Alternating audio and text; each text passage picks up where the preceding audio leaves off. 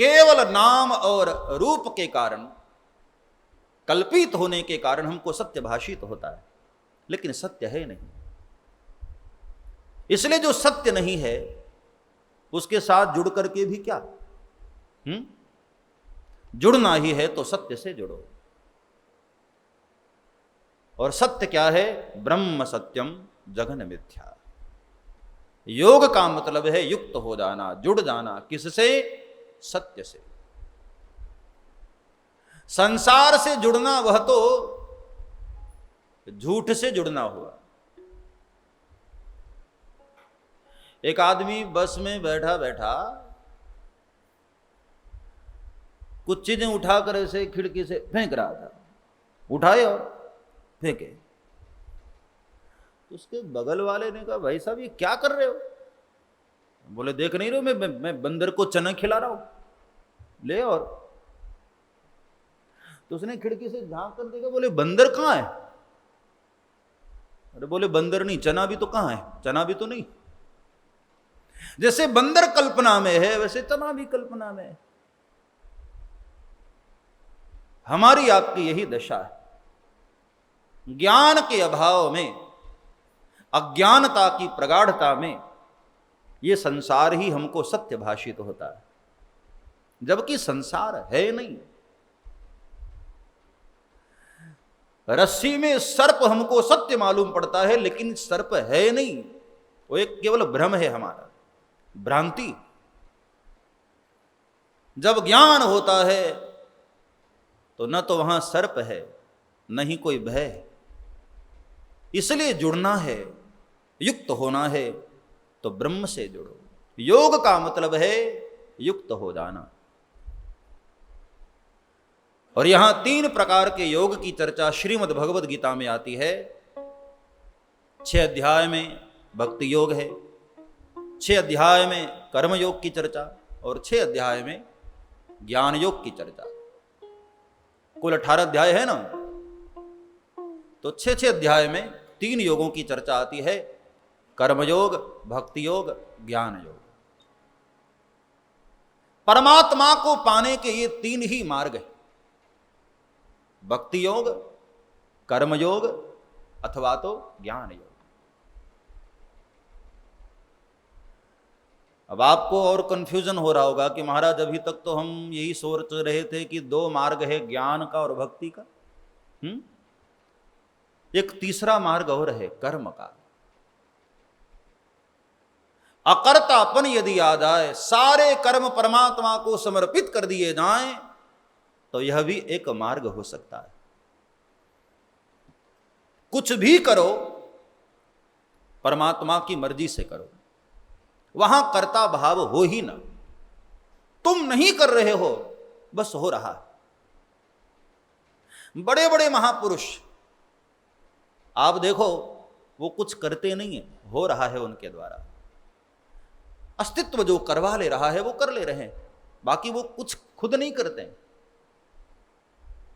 किसी ने भोजन दे दिया, खिला दिया, खा लिया, नहीं दिया, पड़े हुए।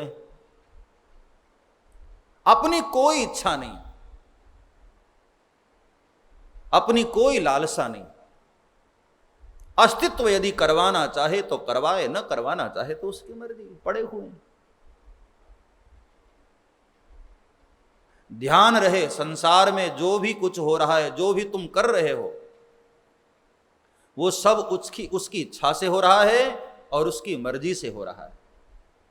उर प्रेरक रघुवंश मणि, बाबा तुलसी मानस में कहते हैं, हम सबके हृदय में जो प्रेरणा उठती है ना, उस प्रेरणा को भी देने वाले परमात्मा ही हैं।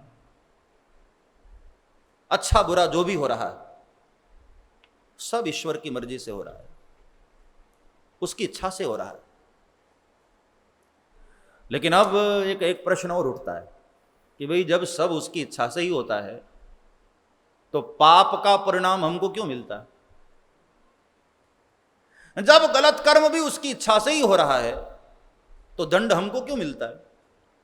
दंड भी तो उसी को मिलना चाहिए, करवा वही रहा है। अब इसको ठीक से समझो। जब सब कुछ उसकी इच्छा से हो रहा है ना, तो फिर तुम बीच में क्रेडिट खुद न लो, न अच्छे की न बुरे की। अब होता क्या है, सब उसकी इच्छा से हो रहा है, उसकी मर्जी से हो रहा है, उसके इशारे पर हो रहा है। बीच में हम कूद पड़ते हैं, मैं कर रहा हूं। ये जो मैं की बात आई है ना, यही गड़बड़ हो जाता है। यदि जीव मैं की भावना न लाए तो न तो वो कर्म के बंधन में बंधेगा, न कर्म के बंधन से मुक्त होगा, वो तो मुक्त ही है। अहम पना जब आ जाता है, मैं की भावना जब आ जाती है, तभी उसका फल हमको भुगतना पड़ता है। तो यदि ऐसी भावना हो जाए, अकर्तापन हो जाए, साक्षीपन आ जाए, तो कहते हैं कर्म भी परमात्मा तक पहुंचने का एक मार्ग है। दूसरा है भक्ति का मार्ग, जिस पर मीरा चली।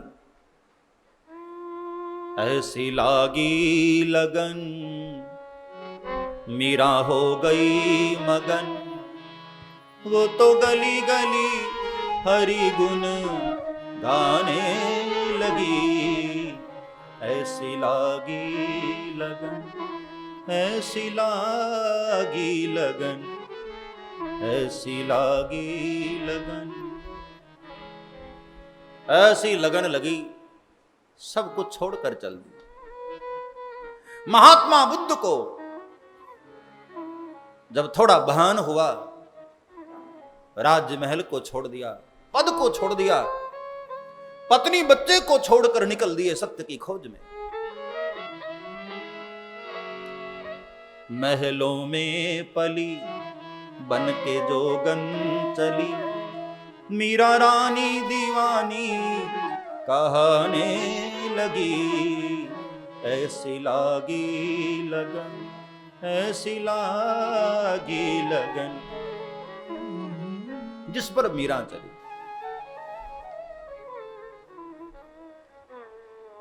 और ज्ञान का मार्ग है, जिस पर भगवान महावीर चले। ये तीन मार्ग है, ज्ञान का, भक्ति का और कर्म का। ये तीन योग है। चाहे कर्म के माध्यम से जुड़ जाओ, भक्ति के माध्यम से जुड़ जाओ, अथवा तो ज्ञान के माध्यम से जुड़ जाओ, लेकिन जुड़ जाना ही हमारा लक्ष्य है, हमारा ध्येय है। तो योग का अर्थ होता है जुड़ जाना। लेकिन यहां यह वैदिक ब्राह्मण कहता है, मालिक मुझे योग नहीं आता, न मुझे भक्ति आती है, न मुझे ज्ञान आता है, न मुझे कर्म आता है। न जानाम योगम न जपम नैव पूजाम, मुझे कोई पूजा नहीं आती, मुझे कोई जप नहीं आता है मालिक। इसका अर्थ गलत मत ले लेना। कोई पढ़े तो सोचे अच्छा इसको तो कुछ आता ही नहीं। नहीं, ये सब भक्तों का दैन्य है, ध्यान देना। बाबा तुलसी ने इतनी प्यारी रामचरितमानस लिखी, और लेकिन क्या कहा खुद को? कवि न हो नहीं चतुर कहावो,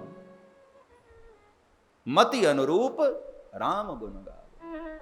मैं कोई कवि नहीं हूं, ना ही मैं कोई ज्ञानी हूं, ना मुझे बहुत कुछ आता है। बस मैं तो अपनी मति अनुरूप भगवान का थोड़ा गुणगान कर रहा हूं। अब सोचो, विश्व का अंतिम ग्रंथ जिस महापुरुष ने दिया हो, दुनिया में सबसे ज्यादा पढ़ा जाने वाला ग्रंथ कोई है तो वो है रामचरितमानस। बड़े बड़े विद्वान लोग भी रामचरितमानस में गोते लगाते रहते हैं। ऐसा अद्भुत ग्रंथ जिस महापुरुष ने लिखा, वो क्या कह रहा है कि मैं कवि नहीं हूं। कवि नहीं तो ये ग्रंथ किसने लिखा? हाँ, बाबा तुलसी कहते हैं कि मैं कोई कवि नहीं हूं।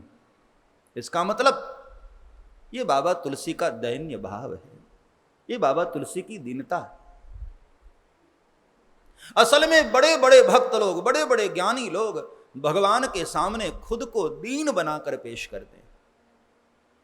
अब सूरदास जी कहते हैं, मौसम कौन कुटिल खल कामी, मोह सम कौन कुटिल खल कामी, मोह सम कौन कुटिल खल कामी, मोह सम कौन कुटिल खल कामी। प्रभु मेरी तरह कौन कामी होगा, कौन कुटिल होगा, कौन खल होगा। इसका मतलब क्या सूरदास जी कुटिल थे? सावधान, गलत अर्थ न लिया जाए। ये सूरदास जी का भाव है, अपने आप को बहुत दीन समझते हैं। सब्सक्राइब करें श्री चिन्मयानंद बापू जी के YouTube चैनल को और हमारे वीडियोस को सबसे पहले देखने के लिए बेल आइकॉन को दबाना न भूलें।